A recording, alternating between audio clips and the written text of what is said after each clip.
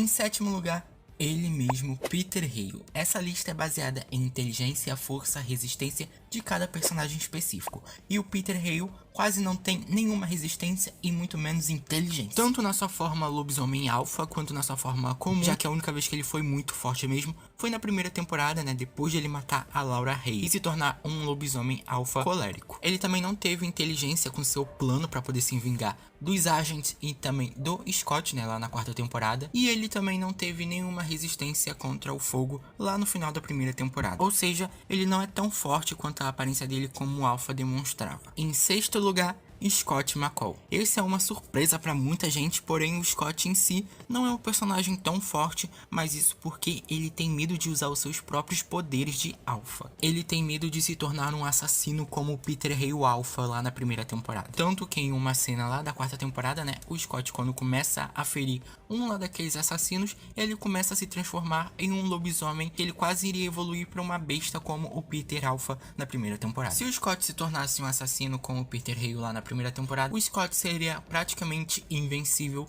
já que ele é um lobisomem alfa genuíno, e isso daria a ele mais força do que o Peter lá na primeira temporada. E talvez, se ele não tivesse medo de usar os seus poderes, ele poderia acabar evoluindo, o que muita gente acha que vai acontecer no filme. Em quinto lugar, Ethan e Aiden. Não é segredo pra ninguém que os gêmeos alfas eram muito, mas muito fortes mesmo. Além deles ficarem enormes quando se transformavam, eles eram tão fortes, mas tão fortes, que juntos eles conseguiram matar a sua antiga alcateia inteira, inclusive o seu antigo alfa também. Com certeza os gêmeos ficavam em segundo lugar quando se tratava de quem era mais forte, mais poderoso da alcateia dos alfas, já que o Deucalion era o mais forte da alcateia. Os gêmeos com certeza ficavam em segundo lugar nessa alcateia dos alfas. Tá gostando do vídeo?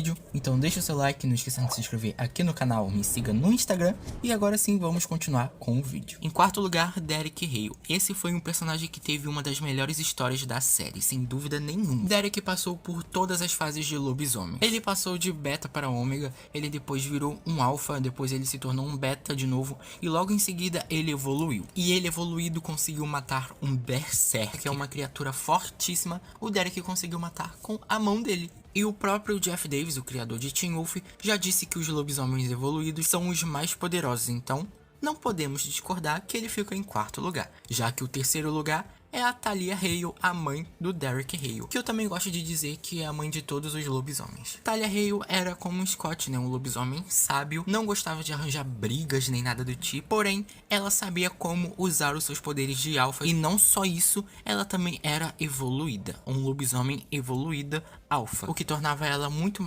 poderosa e resistente, sem falar na inteligência, que pelas cenas que mostravam na série, ela parecia ser bastante inteligente. Em segundo lugar, o Deucalion, o alfa dos alfas, o lobisomem demônio. Mesmo não sendo um lobisomem evoluído, Deucalion sempre foi forte, e depois que Gerard deixou ele cego e ele ser traído por um dos seus betas, Deucalion foi consumido pelo seu ódio e ele acaba matando o beta que traiu ele. E assim ele descobriu que se um alfa matar todos os seus betas, ele vai se tornar mais forte e mais poderoso, e foi isso que o Deucalion fez. Ele matou todos os seus betas de sua alcateia, mesmo cego, e isso deixou ele muito mais forte, mais poderoso, se transformando em um lobisomem demônio. E mesmo depois dele voltar a enxergar e ficar do lado dos bonzinhos, ele continua um lobisomem, mas muito forte mesmo. E em primeiro lugar, é óbvio que é Labeto Gévaudan, a besta de Gévaudan. Sebastian, que era o homem por trás da besta de Gévaudan, era um serial killer, e depois que bebeu água de uma pegada de um lobo, ele acaba se transformando em um lobisomem.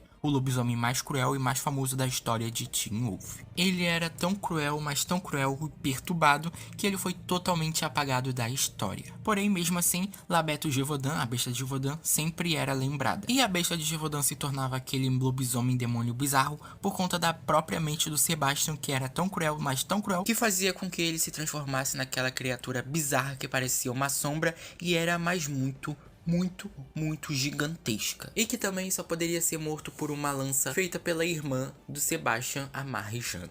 E essa é a minha lista dos 7 lobisomens mais poderosos de Teen Wolf. Tem algum lobisomem que você quer acrescentar aqui na lista? Deixa aí nos comentários que eu quero saber. Deixa seu like aqui no vídeo, se inscreva aqui no canal porque isso vai me ajudar bastante. Me siga no Instagram e até o próximo vídeo.